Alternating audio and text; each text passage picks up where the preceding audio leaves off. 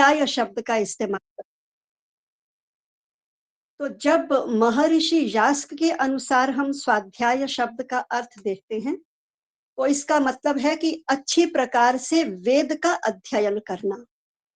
वो अध्ययन ही वेद कहलाएगा जिसमें वेद सम्मिलित हो। उत्तमतया सब ओर से वेद सहित अध्ययन करना ही स्वाध्याय कहलाएगा। अब महर्षि यास्क ने तो वेद अध्ययन की बात की, लेकिन बाद में सूत्र ग्रंथों में, स्मृति ग्रंथों में ऋषियों ने अन्य ग्रंथों को भी स्वाध्याय में सम्मिलित कर लिया, जिसमें वेद वेदांग भी थे, इतिहास भी था, पुराण भी था, महापुरुषों की जीवनियां भी थीं। तो इन नियमों में ढील क्यों की गई? उसका एकमात्र कारण यही था कि स्वाध्याय सत्र की अखंडता बनी रहे, इसमें किसी भी प्रकार की ढील ना हो। शतपथ ब्राह्मणकार तो यह कहते हैं कि एक श्लोक का अंश मात्र ही दोहरा लिया जाए अगर अधिक नहीं पढ़ा जाता, लेकिन स्वाध्याय किया जाए। अगर स्वाध्याय नहीं करेंगे तो अनर्थ हो जाएगा।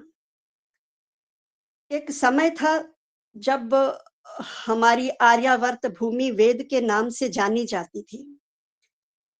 संपूर्ण ब्रह्मांड की शांति के लिए इन वेद मंत्रों में प्रार्थनाएं भी मिलती हैं, और ईश्वरीय ज्ञान के रूप में भी वेदों की प्रतिष्ठा थी।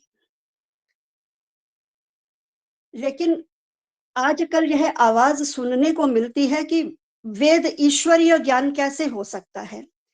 जो नास्तिक हैं, वेदों में आस्था नहीं रखने वाले लोग हैं, वे इस बात को स्वीकार नहीं करते कि वेद ईश्वरीय वाणी हो सकती है।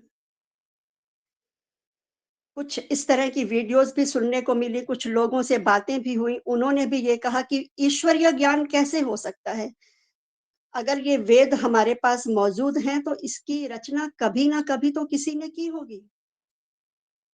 रचना अवश्य की, लेकिन उस प्रकार से नहीं जिस प्रकार हम यह समझना चाहते हैं कि आज पुस्तकें लिखी जाती हैं। जब सृष्टि का आरंभ हुआ, सृष्टि बननी प्रारंभ हुई, उस समय प्रारंभिक वैदिक दैवी छंद ओम की उत्पत्ति सर्वप्रथम इस ब्रह्मांड में सब जगह हुई, और इसके बाद फिर अन्य गायत्री आदि छंदों के विभिन्न रूपों की उत्पत्ति इस ब्रह्मांड में होती चली गई, और फिर सूक्ष्म से स्थूल रूप में वो पदार्थों में भी समाविष्ट हो गई। जब मनुष्य की उत्पत्ति इस पृथ्वी पर हुई, तब मानव पीढ़ी में से सर्वश्रेष्ठ संस्कारों से युक्त 4 ऋषि जो थे, अग्नि, वायु, आदित्य और अंगिरा, उन्होंने आकाश में जो विद्यमान तरंगे थी, छांदस तरंगे थी, उनको समाधि अवस्था में अनुभूत किया। उसी प्रकार जैसे मैं आज यहाँ घर से बैठी बोल रही हूँ, मेरे पड़ोसी को नहीं मालूम कि मैं क्या बोल रही हूँ, लेकिन मेरी आवाज आप सुन पा रहे हैं। क्यों? क्योंकि जो रेडियो तरंगे इस वायुमंडल में विद्यमान हैं, एक व्यवस्था के अनुसार हम उपकरण के माध्यम से उन इच्छित तरंगों को ग्रहण कर सकते हैं। अब ईश्वर की बनाई हुई सृष्टि में ये छोटा सा मानव अगर ऐसा कार्य कर सकता है, तो परमात्मा की सृष्टि में क्यों नहीं वो तरंगे शब्दों के रूप में उत्पन्न नहीं हो सकती। स्वामी दयानंद कहते हैं शब्द नित्य हैं, ये नष्ट नहीं होते। अब जब शब्द नित्य हैं, तो वो तरंगों के रूप में हैं, और उन तरंगों को उन ऋषियों ने समाधि अवस्था में ग्रहण कर लिया, एक व्यवस्था के अनुसार परमात्मा के सानिध्य में आकर के। तो इस प्रकार उन 4 ऋषियों के बाद फिर ऋषि ब्रह्मा को वो ज्ञान प्राप्त हुआ। उस समय जो अन्य मनुष्य थे, उनमें वो योग्यता नहीं थी, सब ग्रहण नहीं कर सके। जिस प्रकार मेरी आवाज को हर कोई ग्रहण नहीं कर सकता, एक व्यवस्था के तहत जिसके पास लिंक है उस तक मेरी आवाज पहुंचेगी, वो चाहे मीलों दूर यहाँ से बैठा हो। इसी प्रकार से जिन ऋषियों की अंतरात्मा पवित्र थी, योग के अभ्यासी थे, समाधिस्थ थे, उन्होंने उन तरंगों को ग्रहण किया, पवित्र वाणी को ग्रहण किया और फिर आगे से आगे मनुष्यों को पहुंचाया।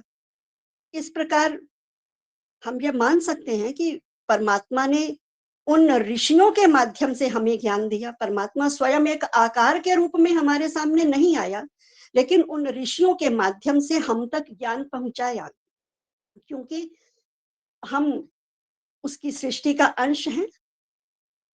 हमें कैसे व्यवहार करना है, किस प्रकार विज्ञान से सुख प्राप्त करना है, यह सब हमें कौन बताएगा? जिस ईश्वर ने यह संसार रचा है वही तो बताएगा। इस प्रकार के बहुत प्रमाण हमें वेदों से मिल जाते हैं। मंत्र कहता है, बृहस्पति प्रथमं वाचो अग्रे यत् प्रैरत नामधेयं दधानः यदेषां श्रेष्ठं यदरि प्रमासीत् प्रेयात् तदेषां निहितं गुहाभिः। कि उन ऋषियों के अंतःकरण में, हृदय रूपी गुहा में वो वाणी स्थित हो गई। एक बहुत प्रसिद्ध मंत्र मिलता है ऋग्वेद का, सक्तुम इवतित उना पुनंतो यत्र धीरा मनसा वाचम अक्रत। इसका आधिभौतिक व्याख्या करते हुए विद्वान लोग समाज में किस प्रकार व्यवहार करना चाहिए इसकी व्याख्या करते हैं। लेकिन इस मंत्र के शब्दों पर अगर हम ध्यान दें तो स्पष्ट नजर आता है कि जिस प्रकार छलनी से सत्तू को छाना जाता है, उसी प्रकार उन धीर ऋषि मुनियों ने मन से परमात्मा द्वारा दी गई वाणी को ग्रहण कर लिया। सृष्टि प्रकरण में भी ये मंत्र आते हैं कि तस्माद् यज्जात् सर्वहुता ऋचः सामानि जज्ञिरे छंदांसि जज्ञिरे तस्मात् यजुस् तस्माद् अजायत।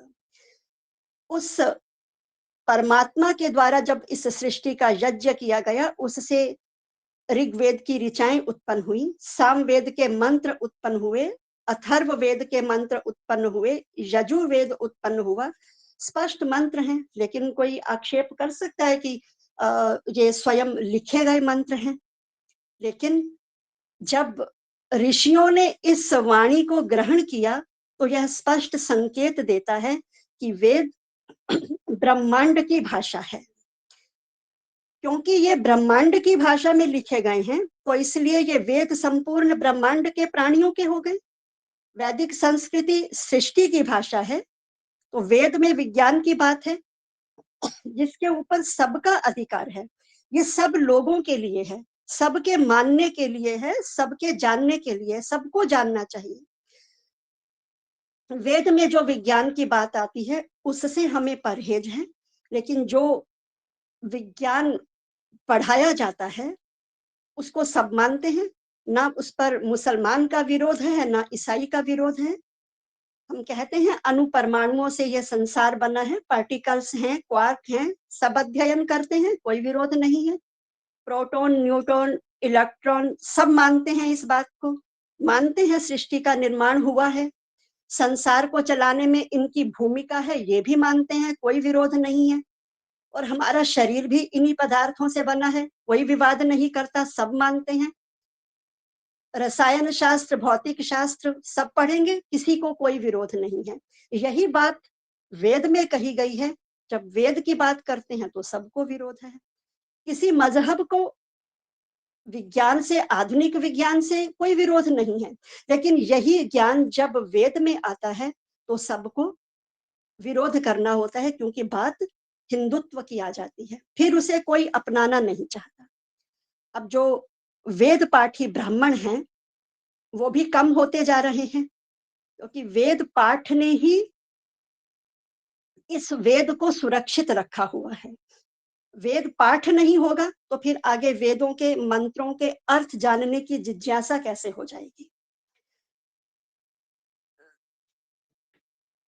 जब युगों तक वेद का ज्ञान चलता रहा, सृष्टि बनने के बाद हमारे महापुरुषों ने भी इसे अपनाया। अपने समाज में जिन्हें हम आदर्श मानते हैं, राम, श्री कृष्ण, श्री हनुमान को, वे सब वेद विज्ञान को जानने वाले थे।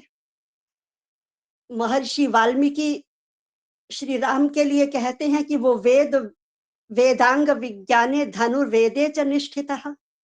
श्री कृष्ण के लिए भीष्म पितामह चर्चा करते हैं कि ऐसा कौन है जो वेदांग विज्ञान और बल में श्री कृष्ण का मुकाबला कर सकता है।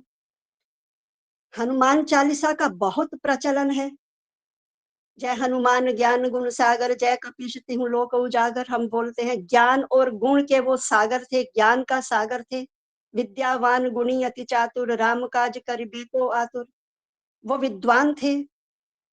अब प्रश्न उठता है कि विद्वान वो कैसे बने, कैसे उनमें ज्ञान आया, कैसे उनमें गुण भर गए। उस समय तो कोई स्कूल विद्यालय वाली तो शिक्षा नहीं थी, गुरुकुल थे। तो इसका मतलब है वे गुरुकुलों से पढ़े थे, तभी उन्होंने वेदों की शिक्षा ली। विद्यावान कहा है, विद्या कौन सी थी उस समय? तो वेदों की ही विद्या थी, और कोई विद्या तो थी ही नहीं। तो जब हम मानते हैं कि वो वेद विज्ञान से युक्त रहे हैं, वेदों के ज्ञाता थे, तो हम उन अपने महापुरुषों को जिन्हें आदर्श मानते हैं, हम वेद को आत्मसात क्यों नहीं करते? सारे संप्रदाय मिलकर के एक मत से वेद को क्यों नहीं स्वीकार कर लेते? हम हनुमान चालीसा बोलेंगे, लेकिन हमारे हनुमान जी वेद और विज्ञान के ज्ञाता थे, उससे हमारा कोई सरोकार ही नहीं है। श्री राम हमारे आदर्श हैं, लेकिन जो वो करते थे हम वो नहीं करेंगे। महर्षि जैमिनी के बाद महर्षि दयानंद ने वेद का पढ़ना पढ़ाना सुनना सुनाना परम धर्म कहा। उसका अनुकरण करते हुए कुछ आर्य जन तो वेद के प्रति श्रद्धा रखते ही हैं।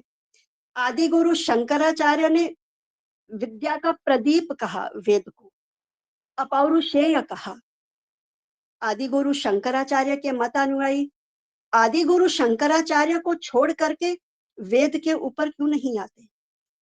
जब सभी लोग वेद को एक मत से स्वीकार करने लग जाएंगे, फिर उस समय हमें गुरुकुलों की आवश्यकता होगी, क्योंकि वेद को पढ़ाने के लिए कोई विधा, कोई माध्यम अगर है तो वो गुरुकुल है। ये किसी आईआईटीज में नहीं पढ़ाया जाता, कहीं आईआईएम में नहीं पढ़ाया जाता, किसी शिक्षा प्रणाली में किसी शिक्षाविद को इसकी चिंता नहीं है।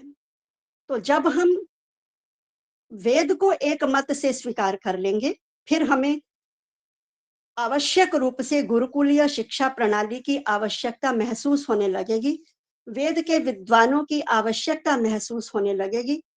फिर सभी लोग इस राह पर चलेंगे, गुरुकुलीय शिक्षा प्रणाली की मांग होगी। तो हम वेद के प्रति आस्था रखें, क्योंकि इसमें सृष्टि के प्रारंभ का ज्ञान है, विज्ञान का ज्ञान है। इन वेदों के प्रति हमारे ऋषि मुनियों की आस्था रही है, जिन्हें हम आदर्श मानते हैं, उन्होंने भी इसको माना है। तो उन आदर्श पुरुषों का अनुकरण करते हुए हम वेद में आस्था रखें, और वेद में आस्था रखते हुए गुरुकुल शिक्षा प्रणाली को स्वीकार करने की बात का शोर मचाएं।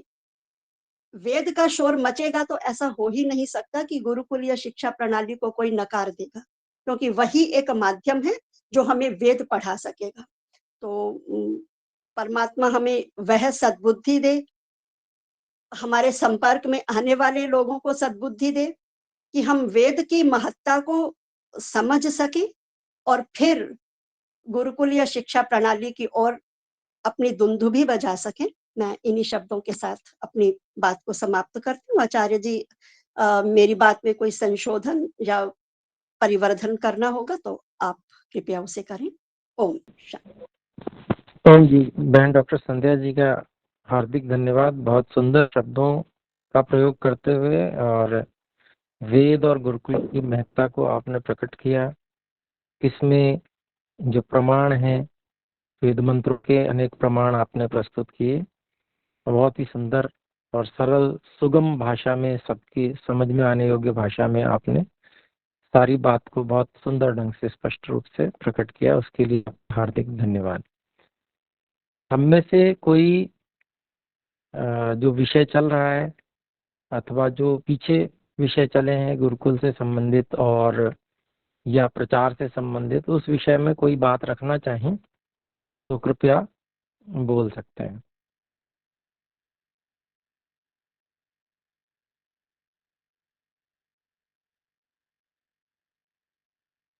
जी, तो अभी कोई ऐसी बात नहीं है किसी के भी पास में। तो जो एक विषय, जी श्री बहन रूपा दत्ता जी ने हाथ खड़ा किया, जी बोलें कृपया। प्रणाम गुरु जी। वो उस दिन जो बात हो रही थी कि हम जो गुरुकुलीय शिक्षा की जो हम यहाँ पे जो दिल्ली में भी जो शाखा बनाया है, तो उसमें जो काम शुरू करने की बात है, तो मैंने हमारे ऑफिस में कुछ माधुर से बात किया है, तो वो उन्होंने बोला है कि हाँ ये हो सकता है कि वहाँ के जो डे केयर है वो मतलब हमें अलाउ करे कि वहाँ के बच्चों को हम कुछ घंटे